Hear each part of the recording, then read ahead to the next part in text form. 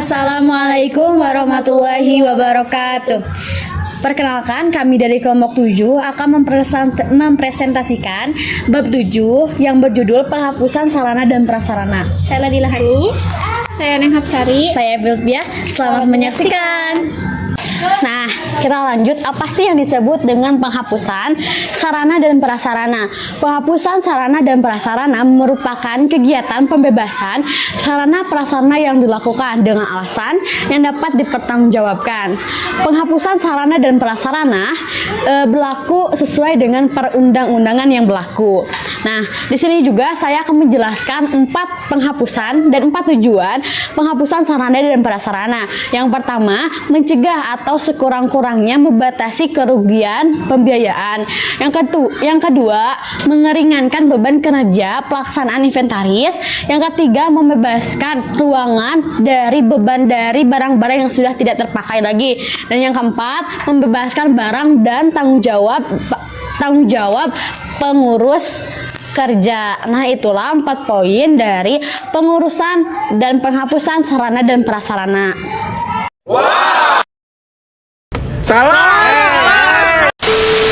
Jadi, bagaimana sih cara penghapusan barang yang telah rusak, berlebih ataupun yang sudah tua? Yang pertama, pengurus membuat daftar barang inventaris apa saja yang akan dihapus, lalu melaporkannya kepada pejabat yang berwenang. Yang kedua, pengurus menyimpan ataupun menghimpun barang yang telah disediakan oleh unit satuan kerja. Yang ketiga, pengurus melaporkan usulannya kepada pimpinan satuan utamanya masing-masing di tingkat 1.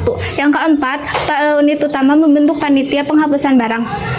Yang kelima, panitia melakukan penelitian kepada barang yang akan dihapus, lalu melaporkannya kepada pimpinan unit utama disertai dengan cara penyelesaiannya. Yang keenam, barulah unit utama sendiri yang meneliti barang yang akan dihapus.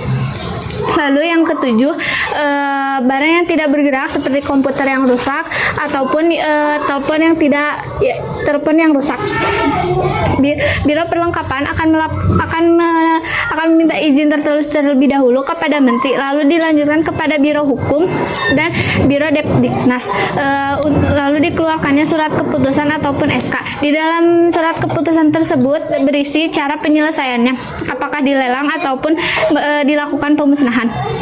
Lalu bagaimana sih cara penghapusan barang yang hilang, dicuri, dirampok ataupun diselewengkan? Yang pertama, pimpinan satuan kerja bertanggung jawab atas hilangnya barang, lalu melaporkannya kepada unit utama dan ke kepolisian. Yang kedua, diharapkan pihak kepolisian memberikan berita acara dalam waktu 3 bulan. Lalu yang ketiga, pimpinan unit utama melaporkan kepada Menteri untuk dikeluarkannya surat keputusan. Yang keempat, penghapusan tidak akan dilakukan sebelum surat keputusan keluar. Lalu bagaimana sih cara penghapusan barang yang terkena bencana alam? Caranya sama ya, seperti barang yang sudah rusak, tua ataupun berlebih, tetapi ditambahkan dengan surat keputusan dari Pemda yang menyatakan bahwa daerah tersebut memang terkena bencana alam. Lalu selanjutnya akan dilanjutkan oleh teman saya, Hani. Selanjutnya, di sini saya akan menjelaskan tentang landasan hukum. Dalam pelaksanaan penghapusan barang-barang inventaris harus berlandasan hukum berwujud sebagai keputusan Presiden, keputusan Menteri, instruktur Presiden, peraturan pemerintah, surat edaran Menteri atau Dewan Pengawas Keuangan serta Undang-Undang Pembendaharaan Indonesia. Perubahan status hukum. Perubahan status hukum adalah setiap tindakan dari pemerintah daerah yang mengakibatkan terjadinya perubahan status hukum pemilikan atas barang.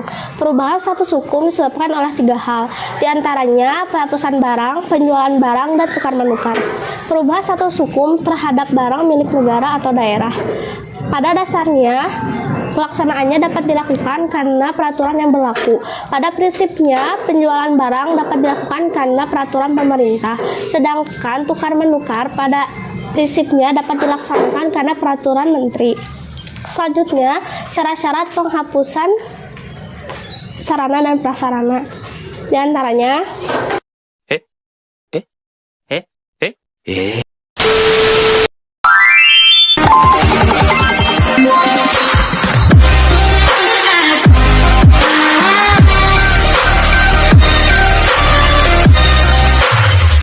Itulah sekilas presentasi kami dalam judul penghapusan sarana dan prasarana. Mohon maaf bila banyak kesalahan dan kekurangan. saya Nadila Hani. Saya Epiltia. Saya Nenghar Sari. Terima kasih. Assalamualaikum warahmatullahi wabarakatuh.